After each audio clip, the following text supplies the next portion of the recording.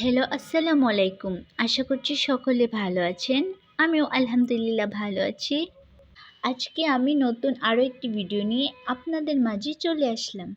ভিডিওর ফার্স্টে দেখেই বুঝতে পারছেন আজকে পিঠা তৈরি করব। আর এই পিঠাটা কোন অঞ্চলে বিখ্যাত অবশ্যই কমেন্ট করে জানাবেন। আর যারা বলতে পারেননি অবশ্যই ভিডিও লাস্টে বলে দেব। খুব মজাদার এবং লোভনীয়, খুব সহজভাবে তৈরি করে দেখাবো। সকালের নাস্তা বা বিকালের নাস্তা হিসাবেও এই পিঠাটা সহজভাবে বানিয়ে খেতে পারেন বাসায়। আশা করছি সম্পূর্ণ ভিডিওটি দেখবেন, ভালো লাগবে। তো চলেন আর কথা নয়, মূল ভিডিওতে চলে যাই।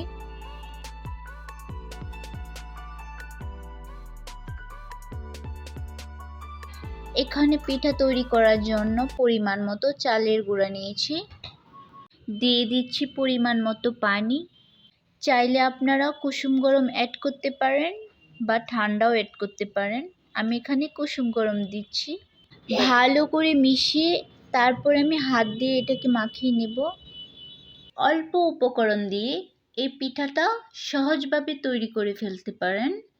এখানে আমি নিয়েছি হচ্ছে চালের গুঁড়া, কুসুম গরম পানি আর পরিমাণ মতো লবণ।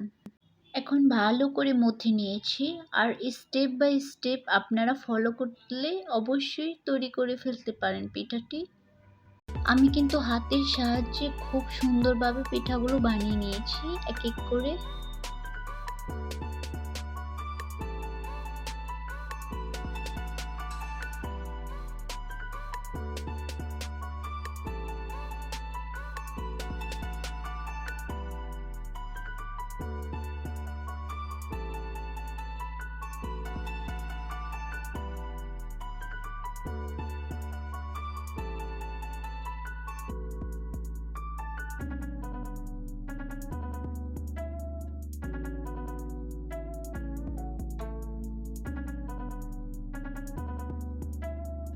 এখন আগে থেকে আমি একটি পাতিলে পানি দিয়ে রেখেছিলাম গরম হওয়ার জন্য।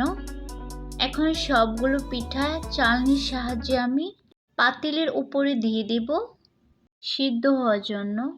বেশ কিছুক্ষণ আমি ডেকে রেখে দেব। কিছুক্ষণ পর কিন্তু চলে আসলাম পিঠাগুলো দেখতে। পিঠাগুলো কিন্তু আমার সুন্দরভাবে হয়ে গেছে।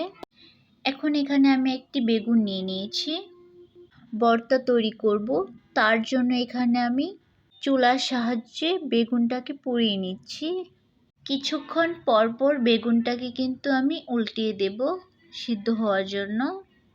চুলায় পোড়ানো কিংবা মাটির চুলায় পোড়ানো বেগুন ভর্তা অনেক বেশি মজা হয়। আর আপনাদের সাথে কথা বলতে বলতে আমার বেগুনটা কিন্তু পুরা প্রায় কমপ্লিট। এই বেগুন পোড়া ভর্তাটা যদি ভাতের সাথে গরম গরম খাওয়া যায় তাহলে মজাই আলাদা।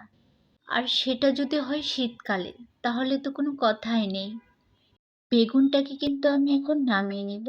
এখন আমি চুলার সাহায্যে আমি মরিচগুলোকে পুড়িয়ে নিচ্ছি, দেখতে থাকুন কিভাবে।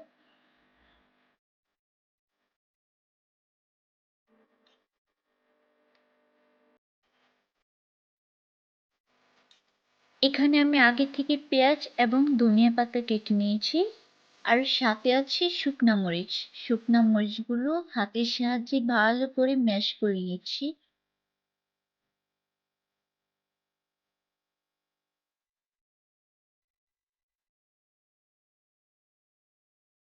আগে থেকে পুড়িয়ে রাখা বেগুনটাকে আমি ঠান্ডা হবার জন্য কিছুক্ষণ রেখে দিয়েছিলাম।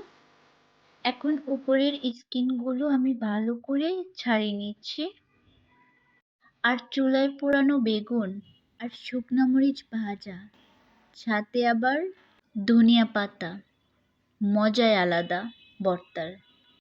আর এই তো আপনাদের সাথে কথা বলতে বলতে আমার হাতে মাখা ভর্তাটা কিন্তু কমপ্লিট হয়ে গেল। আশা করছি ভর্তাটা অনেক ভালো লেগেছে।